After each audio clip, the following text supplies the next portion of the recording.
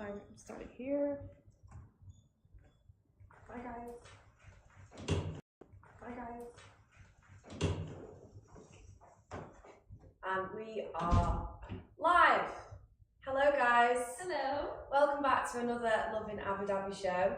I have a new co-host today. My name is Farah. You will be joined by my dog very, very soon, but until then, you have me. And you've got Abby. I'm always here, always holding the fort. Lovely to see you all. Thank you for tuning in if you have. We were just talking then. On Lovin Dubai show this morning, they were talking about the Roman Empire. Not the Roman Empire, but what is your Roman Empire? And I was trying to explain to Farah like what it was. Because I have no idea what it was. And as a Gen Z, I feel like that's a little tad embarrassing that I don't know what that means because everyone is talking about it and I have no clue what that is. So, it was a thing that went around on TikTok and it was basically like girls asking guys if they ever think about the Roman Empire and how often they think about the Roman Empire. And guys were going maybe like 2 or 3 times a week. And everyone was like, why are boys thinking about the Roman Empire 2 or 3 times a week? Like, that's just ludicrous. That's the most mental thing anyone's ever heard. So now everyone's like, well, what's your Roman Empire? So what do you think about all the time that's really, really weird? Oh my god, okay, I get it now, I'm getting it. So one of my Roman empires is like quicksand. And I think it's more prevalent now that I'm obviously going to be on the beach a little bit more. But do you know as a kid when you were like, you think quicksand's going to be a bigger problem than it's actually going to be? Yes. Yeah, so I always think now when I'm on the sand, I'm like, oh my god, I'm going to fall down this. The sand's going to gobble me up. The likelihood of that happening is pretty slim, but okay, yeah. That's why it's called the Roman Empire. I get it now. So it's like a weird thing that, I don't know why boys always thought about it. That's a little bizarre, I don't know. Yeah. I think about the weirdest things. Yeah, it's really weird. Mayar's Roman Empire is Taylor Swift's performance. Of course it is. Yes, of course. Yeah, I'm sure any performance of Taylor Swift is indented in your brain, Mayar. Hello from Thailand. By the way, thanks for tuning in. What is your Roman Empire? Honestly, I don't know. I think about a lot of things, but I can't seem to think of like something that's odd. That's just a bit weird. I don't know. Nothing is like on the top of my head right now. Tune in next week and we will tell you what Farah's Roman Empire is. Gripping, I know. This week we've got 4 stories for you guys. Obviously it's been a very, very busy few 2 weeks. We've had festivities, New Year's Eve. Everybody's been struck by the fever. Lots happening across the UAE, so. We've got 4 stories. The story we're going to start off with is with obviously the New Year's Eve vibes. The Sheikh Zayed festival broke 4 World Guinness records for their fireworks in New Year's Eve. And Etihad Airways added 2 Indian cities to their global network in 2024, so more flights there. Sheikh Zayed Grand Mosque opens night tours for visitors. That's really exciting. And an Emirati man was reported missing in Saudi Arabia's desert. More on that. Ooh, stay tuned. So we're going to hit off with obviously the Sheikh Zayed Festival. I didn't realise this is on till like March this year. Oh. So it's on all the time. It's basically just like a global platform to provide like social and cultural sort of destination for people to enjoy opportunities for cultural outings. It's basically a big effort for the UAE to sort of spread the message of humanity and sort of bring loads of people together through different performances and activities, educational environment, loads of entertaining, super family friendly, and obviously they went all out for New Year's Eve. Definitely. They ended up doing a firework display that lasted for 40 minutes.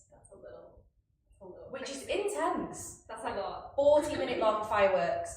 And there was also a drone show that featured over 5,000 drones as well. I can imagine, I've seen the photos, it looks insane. It was so huge. Everyone was at Burnage. Wasn't it at Burnage? We're not sure. Anyways. Possibly. But yeah, it looked insane from all the photos I've seen. It looked really, really massive, to be honest. Considering the amount of stuff that was going on in Abu Dhabi as well for New Year's Eve, I think the fact that it's got the Guinness World Record as well for breaking them, is just insane. It's a big story, to be honest. It was a big thing for Abu Dhabi to host because most people would go to Dubai Mm-hmm. for New Year's Eve to see the Burj Khalifa fireworks. Yeah. But Abu Dhabi, a lot of people headed there or decided to stay just for that one because it was absolutely massive. There was loads of other stuff going on as well. So the festival's entertainment didn't just stop there. The Emirates Fountain put on a massive laser show as well, with the glowing towers, garden and pavilions were alive with performances from all around the world. Visitors were also treated to dances in the Heritage Village and a variety of activities for children in the Children's City as well. So I really think it was the place to be, to be honest. Definitely. It really was. To be honest, yeah. The UAE really knows how to put on New Year's Eve shows. I've never experienced something like that before in my life. Really? When I was at home in the UK, you just like sort of watched the TV and you saw a few fireworks go off Big Ben, and then you always saw Sydney, like Sydney Harbour Bridge, like that's the big one. This is the big one. Oh yeah. This is like on steroids of how mental it is. But yeah, it was. If you went, let us know. We saw so many of you tagging us in your stories when you were out and about, so thank you for that. But yeah, it was amazing. Definitely. And we're gonna move on to the next story because it was the holiday season. A lot of people were traveling, so there's a lot of travel on our minds. And basically, if you're flying out of Abu Dhabi, now you have the chance to go to 2 new Indian cities. On January 1st, 2024, Etihad Airways added 2 flights from Abu Dhabi to Calicut and Trivandrum in the Kerala region of India.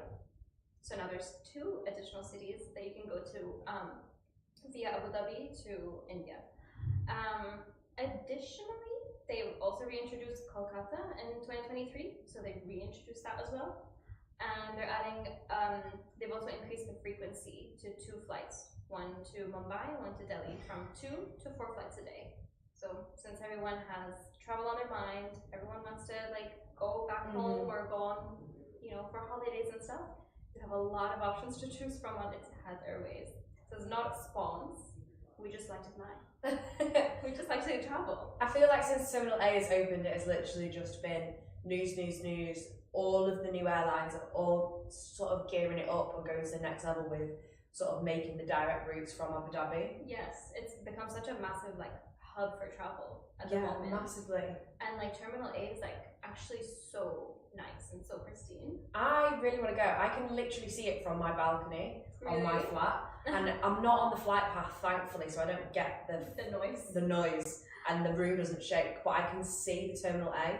And I want to book a holiday just to purely be able to go through it. It's honestly so nice. I used to think Dubai International Airport is amazing, and it is, but Terminal A is on a level. It's on the same level. It's so nice, honestly.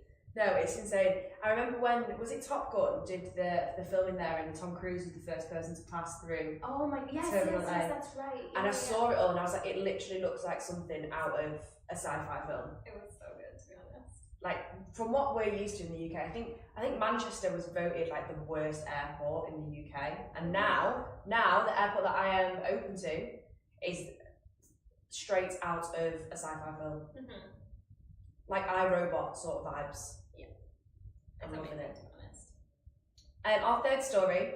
This is really exciting, considering I have not been here yet. Disclaimer. But the Grand Mosque is now opening for night tours, which I think is insane. Yeah. Obviously, it's absolutely stunning in the day, but the amount of people that have told me, make sure you go just as sunset, so you can see all of the lights. You've got the sunset, you've got obviously golden hour coming through. But now they have extended its hours of operation with the introduction of night tours. So you can, this is more open to people who are travelling through Abu Dhabi because of the bloody new terminal that's allowing everyone to pass through. But it's sort of open to people who are laying over and they can still visit it in the early hours. So it's 24 hours it's now open, and with Surah evening cultural tours, you can sort of have an immersive experience being guided through with a guided tour throughout the whole mosque, visit all its intricate details, highlighting its historical significance, and you can do this in groups of 20. So if you're on a big group of mates, it's perfect. But also, if you're on your own, you're gonna be with a big group of people, so you don't feel sort of lonely doing it. Because I know I wouldn't go and do a tour on my own. No. I wouldn't want to ask questions. I'd be sat there like, yeah, I've got no questions.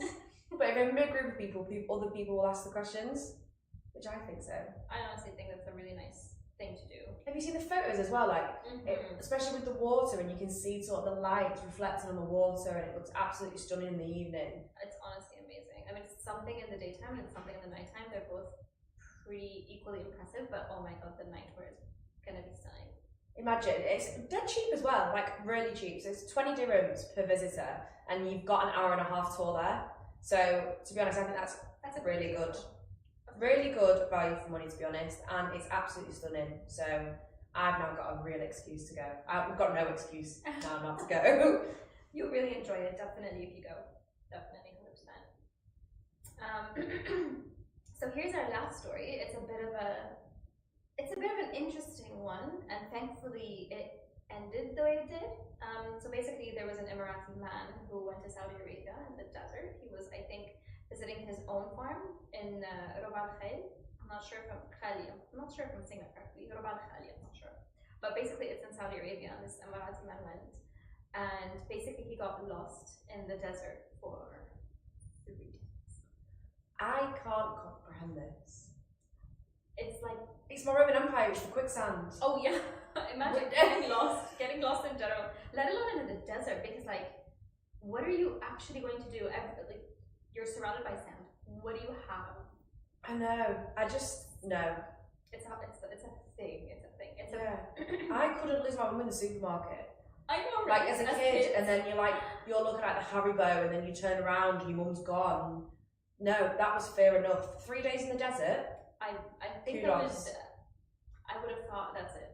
That's the end of it for me. But you know what? There were a lot of amazing people who created an organization like Go Quickly. They were all volunteers, as well as local authorities from Saudi Arabia. They worked together and created a search party, and they went on looking for him. His name is Ahmed Hamad El Minhali, or Minhali, yeah.